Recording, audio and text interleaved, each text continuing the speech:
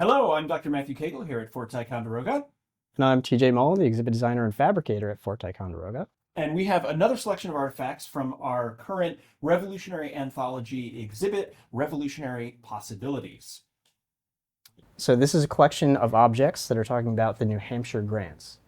So kind of just start off by having you explain what is a grant, who's getting a grant, and who's giving the grant, and why are they getting it? Yeah, New Hampshire Grants in this term is a little interesting because it's referring to land grants in an area that most people are more familiar with today as the state of Vermont. However, prior to the Revolution, there was no state of Vermont. What you're talking about are various settlements who got land granted to them by the colony largely of New Hampshire. This map is very interesting because we see New Hampshire here on the eastern side of the Connecticut River, of course.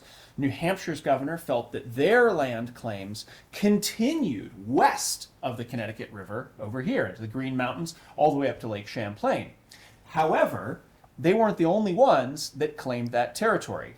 The province of New York also claimed that land eastward to the Connecticut River, issued their own settlements. And this map is actually really interesting in this regard because we see all these colored boundaries that refer to New York counties, which clearly cover the area of modern day Vermont. And for anyone who's familiar with the state of Vermont today, you might realize that there is no Gloucester County, there is no Charlotte County or Cumberland County, because these are political divisions that New York was imposing upon that area and the people that had settled there with their New Hampshire grants. So this is a map from 1775 of the province of New York.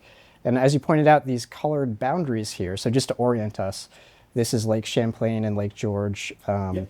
We're in Ticonderoga, which is right here, Crown Point just above us. So today, everything to the east of Lake Champlain is the state of Vermont. But on this map, these color boundaries are showing actual counties that New York State claimed all the way to the Connecticut River Valley. Yeah, they're showing political orientation laid upon that territory by New York. But as you can imagine, if there are people living there that had settled with grants from New Hampshire, how are they going to react to New York imposing their jurisdiction upon them? So I see this map here. This is from 1780, and it looks a little bit different. We're taking a different perspective on it, and all of these boundaries on the eastern side are counties that are claimed by New Hampshire. Well, you're getting a much different orientation in this particular map, being separated by many years. And what you see in this map had been kind of stirring for some time because a lot of the settlers in those New Hampshire grants resisted New York's claims. New York took them to court, but they took them to New York courts where, perhaps unsurprisingly, it was New York claimants that won those land claims. And so many of the people there, fearing that they had no other redress, took to violence and created effectively a kind of extra-legal military group called the Green Mountain Boys, who asserted their claim to those settlements by virtue of having gotten them from New Hampshire, but also having gone and cleared those lands and made them productive and started to make their homes there, and didn't want to have to pay double to these two different provinces that were arguing over this.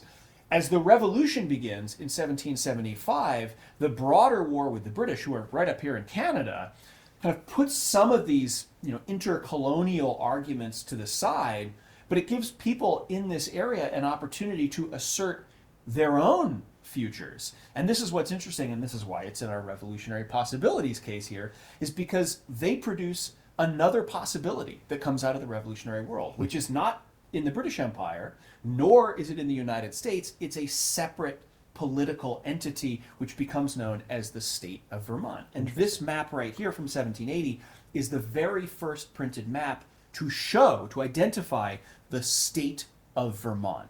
So the borders that we're seeing here of this state, this independent state, are the borders that were established by those settlers there, the towns that they had settled and populated, not those that had been imposed upon them by New York. And this comes out of the Revolution. It actually survives the Revolution as an independent country all the way until 1791, when Vermont, now named Vermont, joins the Union as our 14th state. Wow. Yeah. That's pretty wild, actually. It's quite what's also wild is the orientation of this map, which we should acknowledge for everyone here. So as the maps are, they are oriented in the same direction. North being closest to TJ and I, This map looks a little familiar in the way it's oriented. This map, you actually are supposed to look at and read everything from this direction. So you're kind of coming at it from the west, which is a bit of an odd way to read a map. We've tried to orient those, at least right here, for those of you who are looking at this, so they're a little more intelligible.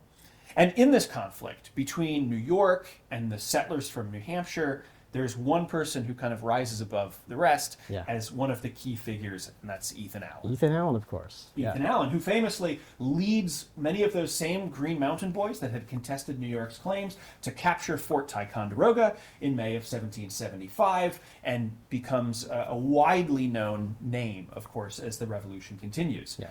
But that's only one part of his story, and we've got some interesting pieces here that reflect some of his later history in the Revolution. So who was Ethan Allen? Who were the Green Mountain Boys? So Ethan Allen was actually born in Connecticut. He, like many men from Connecticut in the 1760s and early 1770s, begins to migrate north up the Connecticut River Valley, settling the southern part of what is now Vermont, but also hunting and especially investing in land claims in much of the rest of this colony. So he has a vested interest in how this place is developing and the various factors that are pushing and pulling. And he becomes effectively the leader of those Green Mountain Boys, those kind of paramilitaries. They don't have a formal state sanction, so they're not quite a militia. They're certainly not a regular military force, but they're organized, and he is their leader. He leads them on the expedition to Ticonderoga in 1775. He doesn't end up leading them, which we can get into in a moment, as they become kind of formally regimented during the Revolutionary War, but he attaches himself with the Continental Army in 1775 during their invasion of Canada. And during the fall of 1775, in cooperation with Canadians as well as some other Americans, launches a kind of harebrained scheme to attack Montreal and to capture Montreal. And in late September of 1775, he is captured by the British because that plan kind of falls apart. They push back his troops and they capture him in the field. They hold him in ships on the St. Lawrence River for a period of time before eventually sending him back to England. And the expectation is that they'll hang him as a rebel. Wow. They'll make an example of this lawless individual that is emblematic of the crisis that's unfolding in America. They send him back. They actually hold him. This little print right here is from a later history of England, but it shows Pendennis Castle in Cornwall, in the southeastern part of England, which is where they held him in prison. And it's while he's there that they start to rethink this policy, because the British understand that if they execute this guy summarily, then they have to deal with the possibility that the Americans might start executing British officers, which is never a good thing to exchange. So he gets shuffled around a bit. He gets sent to Ireland for a period of time where he's held in Cork, then comes back to North America, eventually all the way to New York City, which by the time this is all happening, New York has been captured by the British. So it's a British-held city. And I believe that is a stone or cobble from the door of the prison that he was held at in New York, right? Allegedly, this was taken from the old prison building in New York, which was demolished in the middle of the 19th century. One of these classic kind of 19th century souvenirs, harkening back to this earlier history, where he was held, maybe not in these shackles, but in similar shackles from this period, until eventually he was let out on parole. His word of honor that he wouldn't escape. Apparently he made somewhat of a name for himself going around to taverns and telling about his great deeds and all of this, before eventually... And while he's in prison, he's doing the same thing, right? He's writing about the great deeds that he did. And he's telling people about his great deeds. Yeah. So what's this down here? So when he is released from captivity, he puts together this narrative of Colonel Ethan Allen's captivity, which is his own account of his ordeal through all of this since being captured in 1775. It opens with the capture of Fort Ticonderoga, of course, what he's best known for. But one of the things that has happened is, while this has all been going on, he's missed some of the most consequential campaigns of the Revolution.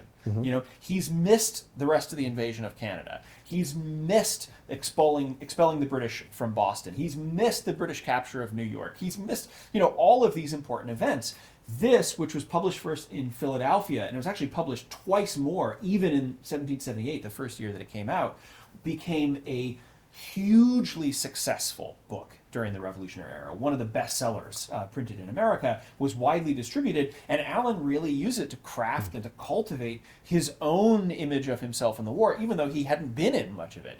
And he heads back to what is now Vermont by this time. He also had no personal hand in the establishment of Vermont, as we were talking about, but he uses his words, and if nothing else, he's a charismatic individual, he's a good writer, he's able to construct this kind of narrative, quite literally, of his experiences to bring himself notoriety. I find that really interesting because I think today in popular culture, or in the popular culture that came out of the 20th century, we often think of Allen as being sort of a big frontiersman, maybe wearing a fur cap or a fringed leather shirt or something like that. I don't want to make you speculate too much, but do you think that that's the kind of image that he was trying to create for himself in the time period? Or, I mean, we have this letter in which he writes to George Washington, and, it's not perfect practice courthand, but he's got a style to him. Yeah. He writes, "I esteem the approbation of Congress, your excellency, and my country in general above gold and silver." Now that's not quite poetic, but it's almost poetic.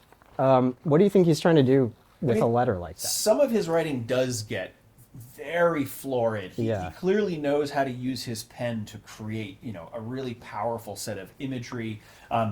He may be trying in some ways to kind of distance himself from being a frontier backwoodsman by using, the really conventional language of 18th century correspondence. And in this letter, which is written, in the same year he's released from prison, he's writing to George Washington because he's thanking him because Congress awarded him with a brevet colonel's commission. Kind of interesting because Ethan Allen never officially served in the Continental Army, never officially served in the United States military in any capacity other than this honorary commission. But he's cognizant that he's thanking him for that. He's saying my country in a way, that America is his country, even if Vermont is a separate political entity within that country in a very interesting way. And there had been talks throughout the Revolutionary War about the possibility of Vermont joining the United States that went back and forth for a whole host of reasons, not the least of which is that New York wasn't ready to relinquish their claims to a lot of this territory. But he's laying out here in very formal terms that he is a part of this project. He writes like a gentleman would write to another gentleman, George Washington, and these guys come from dramatically different social backgrounds.